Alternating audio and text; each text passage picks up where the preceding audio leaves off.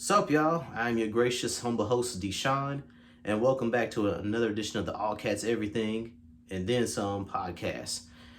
How y'all doing on this Saturday in this cold quarantine world that we're living in now? I know it's been a couple weeks since I last recorded, but I haven't forgot about y'all, and I hope y'all haven't forgot about me. Now, 2 weeks ago, when y'all last seen me, Kentucky was coming off a loss against Tennessee. In that game, we had a 11-point lead at the half, and we was up by as much as 18 points.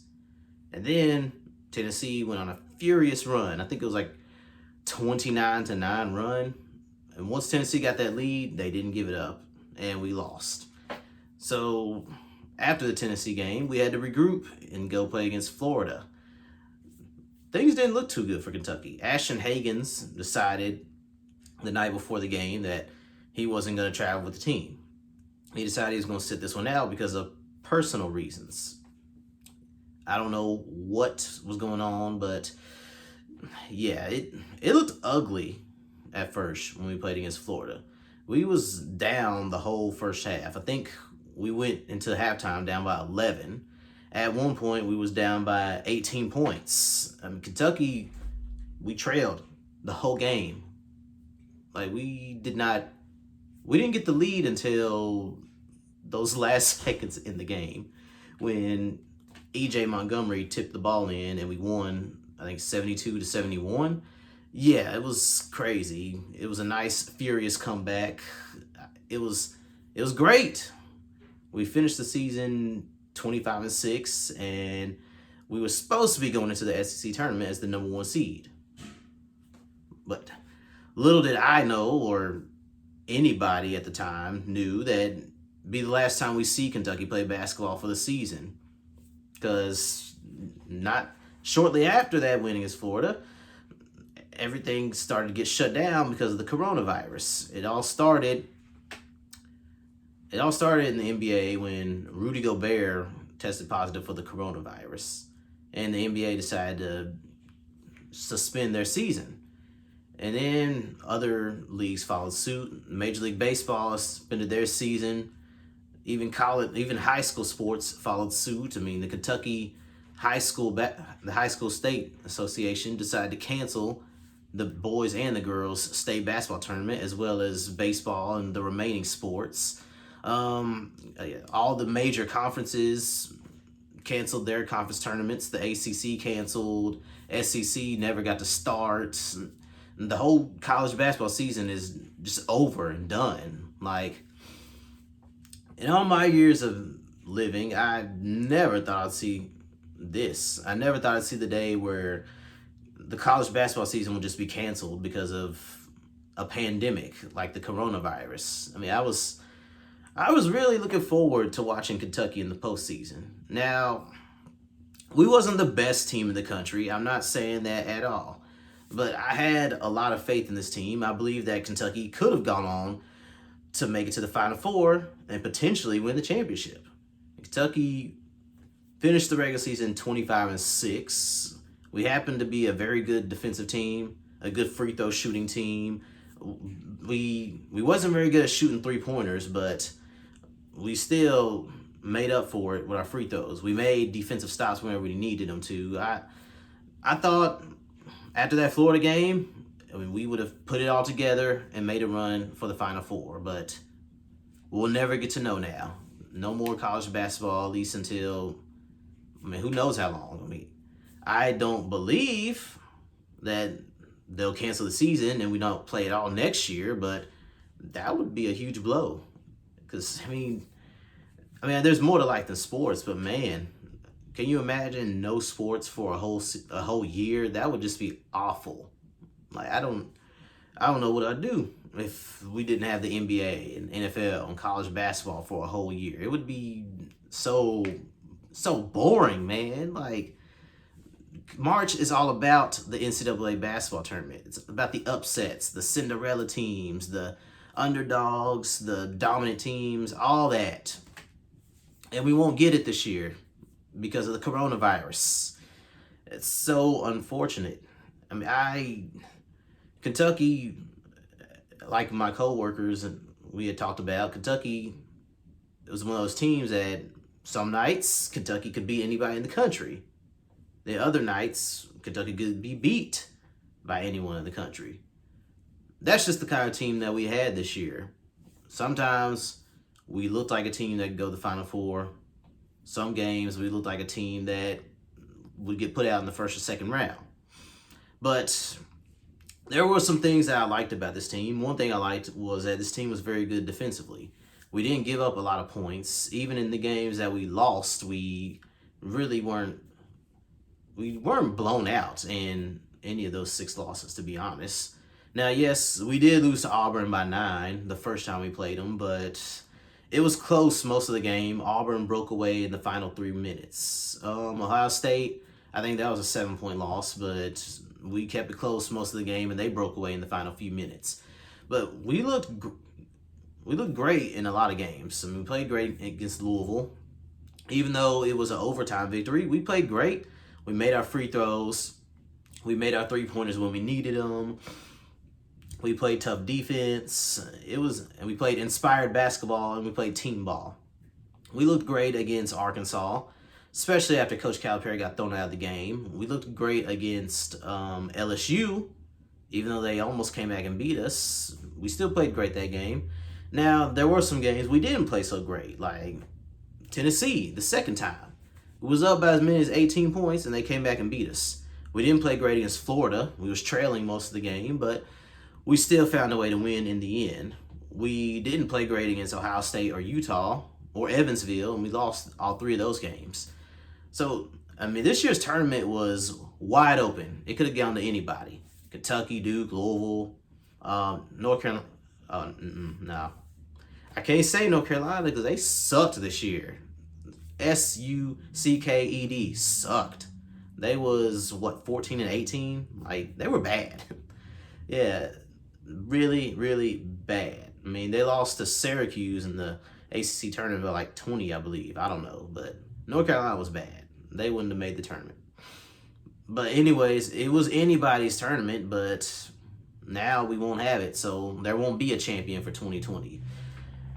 Which, it's a bittersweet way to end the season, but, I mean, what can you do? When you got something as serious as the coronavirus, you gotta take caution. But, I mean, since we won't have a season, well, the only thing we do now is watch highlights, speculate, that kind of thing. Now, next year's Kentucky team, I think, will be pretty good. I think we'll have some players coming back, and of course, we'll have some players leave. Now, the players that I think will leave, Tyrese Maxey, for sure. Now, he could come back to Kentucky for his sophomore year, but I don't think it would do him too much justice. He's already projected to go in the lottery. He's pretty good. He can score. He's a solid defensive player, good rebounder for a guard. He is inconsistent, though. I mean, there were games where Tyrese Maxey played great. There were games where he didn't play so great, but he wasn't our leading scorer. I believe he was our second leading scorer. But he was one of our best players. He, for sure, is going to be a lottery pick. So I don't expect Tyrese Maxey to come back next year. Now, are there things he could work on? Yeah. I mean, he needs to work on his 3-point shooting. Although he can make threes, he's not consistent with it. And he's not the tallest shooting guard either, but, I mean, you can't help your height. I mean, unless he has a crazy growth spurt, he's going to be a 6'3" shooting guard. It is what it is. I think Ashton Hagans is gone too. Hagans, I'd like for him to come back, honestly, but it's their life. It's not mine. I'm not trying to rag on the Kentucky fan base because I love the Wildcats. I love our fans, but a lot of our fan base doesn't understand how the NBA works. See, the NBA, I mean, this is what I hear from other Kentucky fans every year when a player declares for the draft. Oh, he's not ready. He's not ready. He's not going to get drafted. He's not good enough. Yada, yada, yada. All right, look, y'all, I don't know how many times I can say this, but the NBA does not draft players based on readiness. They don't. Stop saying that. I can't emphasize this enough. The NBA doesn't care how ready you are. They don't draft a player based on what he is today. They draft players based on what he could be in the future. Yeah, Ashton Hagens, hell, he's not ready. Shoot. Not a good 3-point shooter. He turns the ball over a lot. He's inconsistent, but the player that Ashton Hagens is now is not the player he's going to be 10 years from now. The NBA, see, when he gets to the NBA, basketball is his life. He doesn't have to worry about going to classes. He doesn't have to worry about studying and hitting the books. He's going to be practicing all the time. So it's not like he needs to be ready in order to make it to the NBA. It's not like he's trying to be a doctor. I mean, Ashton Hagens, yeah, I would love him to come back. I mean, if he can become a good 3-point shooter and be more consistent and not turn the ball over, he'll be a great NBA player. But, I mean, who knows? I mean, I don't know. I could see Ashton Hagens going second round, maybe late in the first round. Somebody take a chance on him. I don't know. Hagens, I think, if he gets his stuff together, if he cuts down the turnovers, plays smarter basketball, becomes a better shooter, he could be like another Rondo in the NBA. I mean, Rondo, he wasn't really ready for the NBA when he got drafted back in 2006, but fast forward 13, 14 years later, he's still playing. Yeah, he's obviously not as good as he used to be, but Rondo has had a long career despite not being ready for the NBA. That's the kind of player I think Hagens could be. He could be like Rondo. Hagens, yeah, like I said, he's not a good shooter. He turns the ball over a lot, but there are some good things to like about him. He's a good athlete. He's a good defensive player. Does he get in foul trouble sometimes? Yes, but my personal opinion, when Ashton Hagens was on, he was the best defensive point guard in the country. He's a good playmaker, especially when he's not turning the ball over. Hagens, yeah, he's got a lot of work to do, but it might be best for him to just go on to the NBA. I don't know, but I'm not going to slam him and be like, oh, you're not ready. You need to come back to school. Nah, it's his life. He wants to go to the NBA and go on. I believe Nick Richards is gone too. Now, I gotta say, in all my years watching Kentucky, I don't think, well, during the Calipari era, I don't think I've ever seen a player improve as dramatically as Nick Richards. I ain't gonna front.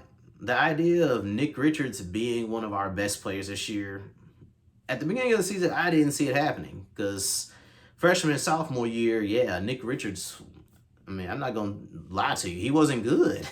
He had no confidence in his game. He looked lost on offense as well as on defense. His minutes in his sophomore year especially shrunk because of Reed Travis playing so well. So I was a little nervous. I was just wondering, like, man, if Nick Richards don't step it up, it's going to be a long season for us. But Nick played great. Many games, Nick Richards was our best player. I like what I saw from him. I think he's going to be a pretty good NBA player. I don't think he's going to be a superstar or nothing like that, but he's going to have a long career as long as he stays healthy, which, I mean, health, that goes for any player. If you want to have a long career, you got to stay healthy. You got to be on the court.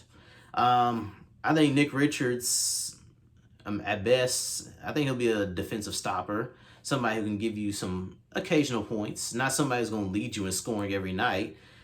What I like about Nick, he got a good post game. He hits that hook shot over both of his shoulders. He can knock down 15-foot jumpers. Pretty good athlete who gets up and down the floor pretty well too, and he's a solid free throw shooter. Now, he still has concentration lapse every now and then, but Nick Richards is going to get drafted. It's just a matter of will he go late in the first or early in the second round. He kind of reminds me of Jarrett Allen, who plays for the Brooklyn Nets, honestly. I also see a little bit of Willie Cauley-Stein in him, so he's going to be good. And Nate Sestina, yeah, he's going to be gone. Now, he was a grad student transfer, so he can't come back next year, unfortunately. Although it would be nice if the NCAA allowed these seniors and grad student seniors to play another year, but I don't think it's gonna happen. Now, Sestina, is he gonna make it to the NBA? I don't know, probably not. But he is. I mean, he can shoot threes. He's can score inside, but he's not a good defensive player and an average rebounder for a big man. So I don't know. I mean, if Sestina does make it to the NBA, great, good for him. But I'm just not sure. I do believe Johnny Jazang will be back unless he transfers. I believe Dante Allen's coming back. I believe Emmanuel Quickly might consider coming back, as well as EJ Montgomery. Now, Quickly, now there's another player whose development has, I wouldn't say it shocked me, but he turned into a beast at the right time. Quickly, I would say, was our best player all year. Every time we needed the big shot, we gave the ball to Quickly. He would come up with steals on defense. He was unselfish. He was our best player. I really liked what I saw from Emmanuel Quickly. Hopefully he comes back for his junior year, but if not, I wish him the best of luck. Hopefully he'll go in the first round, if not early second round. I tell you, if Quickly does get drafted and he don't get picked till the last pick of the draft, all these NBA teams, they gonna regret it. Quickly was one of the best shooters in college basketball. He shot over 40% from the three-point line and shot 92% from the free throw line. He's automatic, man. Like, why wouldn't you want somebody that's automatic? 92% from the free throw line. That was good for fifth best in the entire country. Quickly, he's not just a good shooter either. He's pretty good on the defensive side of the ball. He comes up with stops. He plays the passing lanes pretty well. He doesn't. Now, he's not an elite defender by any means, but Quickly is pretty good on the defensive end. Now, there are things he needs to work on. He needs to continue to get better at creating shots off the dribble, but Quickly is going to be a good NBA player. I can see him being like Lou Williams with a better three-point shot, or I can see him being like Seth Curry, who plays for my Mavericks, by the way. But yes, Emmanuel Quickly, I mean, hopefully the Mavericks will draft him if he's there whenever we get a draft pick, but I guess we'll have to wait and see. But I am excited about next year's team, if we even have a season. Hopefully, we won't have anyone leave the team like Khalil Whitney, which I had high hopes for the kid. He just wasn't up to par. I think if he would have stayed the course, maybe he would have broke out, but I guess we'll never know. But anyways, next year's team is going to be pretty good too. We got the #1 rated recruiting class. I'm really looking forward to seeing B.J. Boston and Terrence Clark play next year. Both of them are about 6'6". They can both play the shooting guard position. BJ's a great shooter, as well as somebody who can consistently create for himself. Terrence Clark is a great defender, elite athlete. He's got the handles and the passing abilities of a point guard. His jump shot is improving. It's not a finished product just yet, but Terrence Clark's going to be great. He's ranked #4 in his high school senior class. He's the highest ranked recruit Kentucky has signed since De'Aaron Fox, who was ranked 5th when he came out of high school. I'm really looking forward to Terrence Clark next year. I think he'll be our leading scorer. I think he'll be our tone setter on the defensive end. He's going to be great. BJ will probably be our second leading scorer. And then I'm also looking forward to seeing Devin Askew run the point next year. Unless we get that grad student transfer point guard from UNLV, I'm looking forward to seeing Lance Ware. I'm looking forward to Isaiah Jackson. I'm really looking forward to Cameron Fletcher, though. Yeah, he's a 4-star player. He might not be a one and done, but I really like Cameron Fletcher. If y'all haven't watched any highlights of him, do so. Cameron Fletcher is a baller. Athletic, plays with a lot of energy, solid on the defensive end. His jump shot needs work. Needs to work on his feel for the game, but I really like Cameron Fletcher. I think he'll be a great bench player for us. We could be a team that goes 9 players deep next year. Maybe even 10. Just depends on who else we get whenever we can reach out to recruits. Now, I do believe that Kentucky needs to get another big man, though. Now, yes, Lance Ware, he is a power forward, but he is kind of short. He's only about 6'9". Isaiah Jackson, he's 6'9" as well, but he's tall and skinny. We need somebody with some muscle on him that can patrol the paint, that ain't gonna get pushed around. I don't know where we're gonna find it, because like all the big men from the class of 2020 already signed. So we may have to look in the grad student transfer portal in order to find that big man. I don't know. But I'm looking forward to next year's team. I believe they've got Kentucky ranked 8th for next year's way too early top 25. But 2020, the 2020-2021 season will be another great season for Kentucky, if we even have it. But anyways, enough about college basketball. NBA, as you all know, has been canceled, as well as, well, not canceled, suspended, I should say. The NBA suspended operations, baseball suspended, everything is suspended. It all started when Rudy Gobert of the Utah Jazz tested positive for the coronavirus. And then after Rudy, Donovan Mitchell tested positive. Then Christian Wood of the Detroit Pistons tested positive. I believe one of the Lakers players tested positive for the coronavirus. A few, Kevin Durant and I think 3 other Brooklyn Nets players tested positive for the coronavirus. So yeah, the NBA for now is suspended. Hopefully they don't cancel the season altogether, because I want to see the playoffs. Now, look, take care of your health. I'm not saying sports are more important than your well-being, because they're not. But I just hope this all gets under control so we can have an NBA playoffs. It's been 3 years since the Dallas Mavericks have been in the playoffs, and we are on our way to making it to the playoffs this year, but we might not even get to see the playoffs. I mean, this year's NBA playoffs was shaping up to be a great postseason. The Lakers have been rolling, the Clippers have been rolling, Bucks have been rolling. It was gonna be great. We were gonna have a great finals that potentially could go down to game 6 or 7. But if this whole coronavirus thing doesn't blow over, we're not even gonna have an NBA season. So I just hope everything works out. Hopefully they get this coronavirus under control so we can get our sports back. Because I'm really looking forward to seeing Kristaps Porzingis play in the postseason. First half of the year, yeah, he wasn't playing so great, but lately Kristaps Porzingis has been playing like an all-star. He's been looking like his old self before the injuries, but might not even get to see him in the playoffs because of the coronavirus. Might not get to see LeBron compete for a championship this year because of the coronavirus. We might not get to see Giannis potentially go to the NBA Finals because of the coronavirus. It's a cold world we live in. Speaking of the coronavirus, take care of yourselves, wash your hands, sanitize your homes, keep yourself clean, and stop hoarding every damn thing. Like, you ain't the only one that needs toilet paper.